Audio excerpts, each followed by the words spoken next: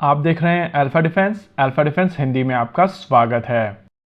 इस समय भारत के लिए यूएस का एक इंजन बहुत ज्यादा इंपॉर्टेंट है, क्योंकि इस इंजन के बेसिस पर भारत के लगभग सभी फ्यूचर प्रोजेक्ट डिपेंडेंट हैं। यहाँ पर हम लोग बात कर रहे हैं GF414 IN6 इंजन के बारे में। इस इंजन को लेकर एक इंपॉर्टेंट अपडेट दी गई है इकोनॉमिक टाइम्स की तरफ से। बताया जा रहा है कि भारत और यूएस के बीच में अगले 6 महीने के अंदर इस इंजन को लेकर एक डील साइन हो जाएगी और इस डील के बाद में इस इंजन को भारत में टेक्नोलॉजी ट्रांसफर के तहत बनाया जाएगा। प्रैक्टिकली ये इंजन भारत में असेंबल किए जाएंगे और इन इंजन्स की असेंबली की जाएगी HAL द्वारा।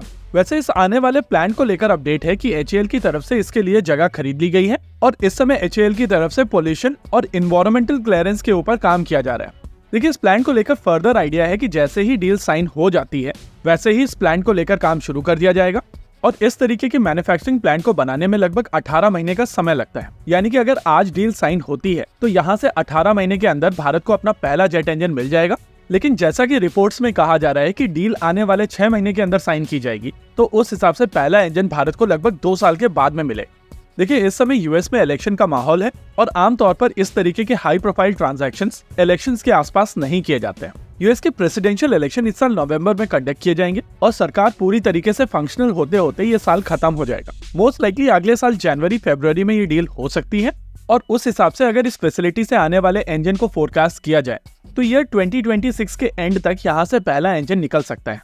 वैसे फिलहाल HAL के पास में ऑलरेडी 8 GF414 इंजन अवेलेबल है और उस हिसाब से इंजन टेस्टिंग और प्रोटोटाइप डेवलपमेंट के लिए HAL के पास में ऑलरेडी इंजन अवेलेबल है। देखिए, तेजस मार्क 2 के पहले प्रोटोटाइप के ऊपर काम ऑलरेडी शुरू हो चुका है और एस्टिमेट्स के हिसाब से पहला प्रोटोटाइप अगले साल इसी समय तक रोल आउट हो सकता है।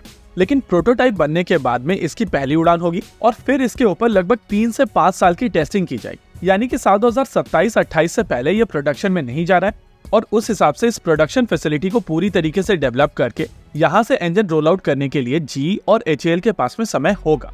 लेकिन यहाँ पर हम लोगों को ये भी समझना पड़ेगा कि एक नई असेंबली लाइन को पूरी तरीके से मैच्योर होने में समय लगता है और जिस तरीके की सिचुएशन इस समय इंजन मार्केट को लेकर बनी हुई है उस हिसाब से G और HAL को यहाँ पर पूरी सप्लाई चेन वापस से स्टैब्लिश करनी पड़ेगी और ये इंश्योर करना पड़ेगा कि इस सप्लाई चेन में इंटरप्शन ना हो।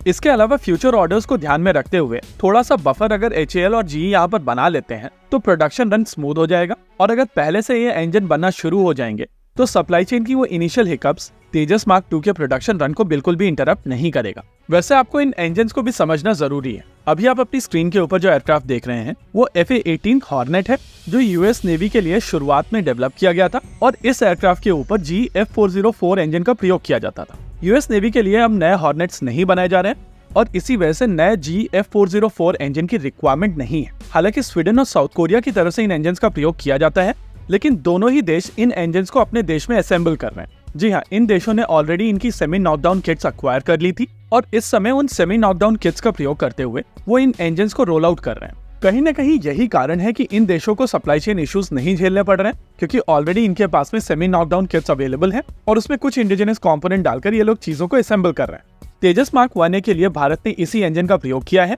लेकिन क्योंकि भारत में किसी भी तरीके की लोकल असेंबली नहीं है इस वजह से ये डायरेक्ट इंपोर्ट है।